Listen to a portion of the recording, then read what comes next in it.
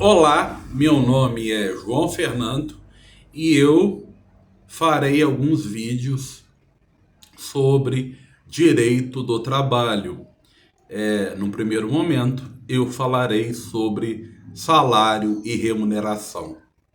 Bem, é preciso ter em mente que salário é diferente de remuneração, não são sinônimos. O salário é a importância fixa, as comissões e as gratificações legais. As gratificações legais, por exemplo, adicional de insalubridade, o adicional noturno, o adicional de periculosidade. Já a remuneração, segundo o artigo 457 da CLT, ela é composta pelo salário mais as gorjetas pagas por terceiro. Então, parte da remuneração nem é paga diretamente pelo empregador.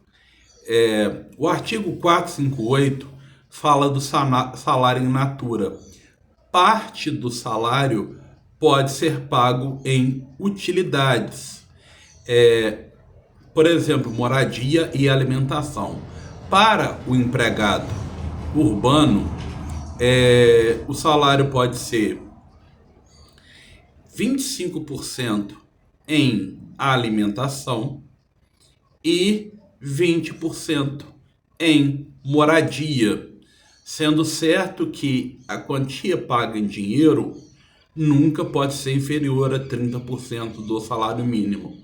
Já no meio rural, existe o salário in natura, mas o salário in natura tem um cálculo de percentual diferente.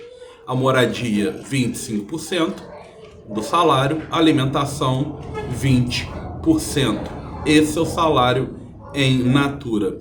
Importante ter em mente que, com a reforma trabalhista, algumas verbas que tinham natureza salarial e remuneratória deixaram de ter. Nós vemos isso no artigo 457 da CLT, que basicamente diz que algumas verbas não têm mais natureza salarial ou remuneratória. Por exemplo, o auxílio alimentação, a ajuda de custo, os abonos, as diárias de viagem, os prêmios, a participação nos lucros. Nada disso tem natureza salarial. E isso impacta no recolhimento de INSS, de FGTS, nos cálculos de rescisão trabalhista, a retirada do caráter salarial dessas verbas impacta nisso tudo. É importante ter em mente algumas características do salário. Ele é forfetário, ou seja, o salário é definido previamente, ele não é vinculado ao resultado de uma atividade desempenhada. Lembre-se da alteridade, mesmo se o empregador tiver prejuízo, ele tem que pagar o salário. Então, o salário, salvo as comissões que fazem parte do salário, ele não fica vinculado a ganhos variáveis. Outro elemento é o caráter alimentar do salário, porque o salário garante o sustento do empregado.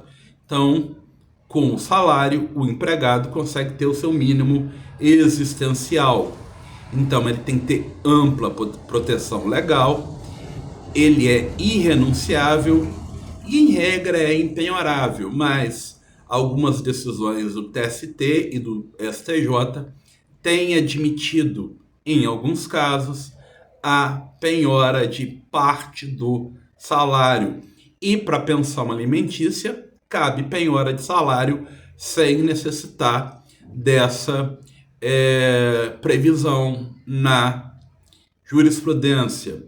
É importante ter em mente também que o Código de Processo Civil diz que rendas até 40 salários mínimos são impenhoráveis. A jurisprudência flutua muito, mas tende a seguir esse padrão do Código de Processo Civil. Terceira característica do salário é que ele é um crédito privilegiado no caso de falência.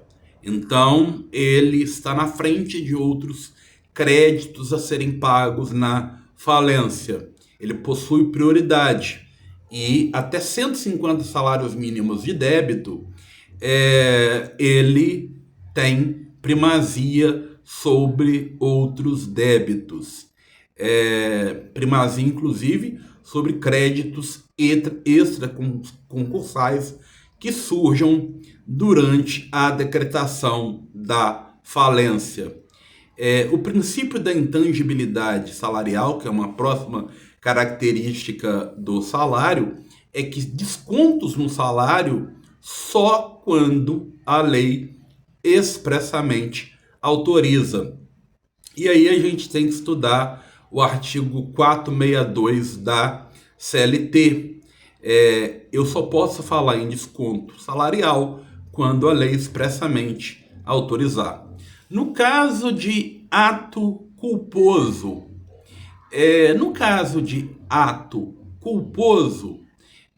só ocorre desconto no salário se houver anuência do empregado.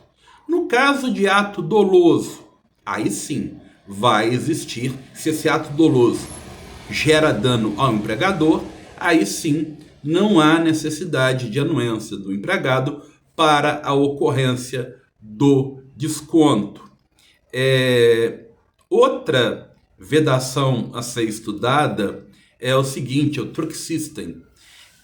Eu não posso descontar no salário, por exemplo, a pessoa mora no meio rural, ela faz compras no mercado, numa mercearia do meio rural. Se esses valores são excessivos, eu não posso condicionar o salário a compras no mercado, ok? Do mesmo modo, se um empregado faz vendas e recebe comissões e quem comprou resta inadimplente, ele não recebe a comissão, mas também não é cabível fazer com que o empregado seja obrigado a pagar o valor da venda não adimplida. Importante ter em mente que os casos mais habituais de desconto no salário previstos, autorizados por lei, são os adiantamentos, os vales, as contribuições previdenciárias, pensão alimentícia, imposto de renda, contribuição sindical, desde que autorizada pelo empregado, vale transporte, vale alimentação, plano de saúde, plano odontológico, desde que autorizado pelo empregado, e outras verbas que sejam expressamente autorizadas pelo empregado. Por exemplo, empréstimos pode ser descontado no salário se o empregado assim anuir. O salário, via de regra, ele é pago mensalmente. As comissões podem ser pagas no prazo de 90 dias. E sendo pago mensalmente, ele tem que ser pago até o 5º dia útil. Se ele não for pago até o 5º dia útil, da data que ele for pago, nós temos o seguinte: eu conto do 1º dia útil até a data que ele for pago e há correção monetária em relação a esse atraso. Isso está no artigo 459, parágrafo 1º. Quando há o não pagamento quanto mais do salário, a pessoa sobrevive por causa do salário. Segundo a súmula 381 do TST, cabe rescisão indireta. E por fim, cabe dizer, eu sou empregador, eu não estou pagando salário.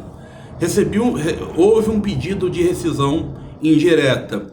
Cabe eu, em audiência, dizer que não cabe a rescisão e fazer o pagamento de uma vez de todas as verbas trabalhistas do que está em mora? Não, isso não impede a rescisão do contrato de trabalho.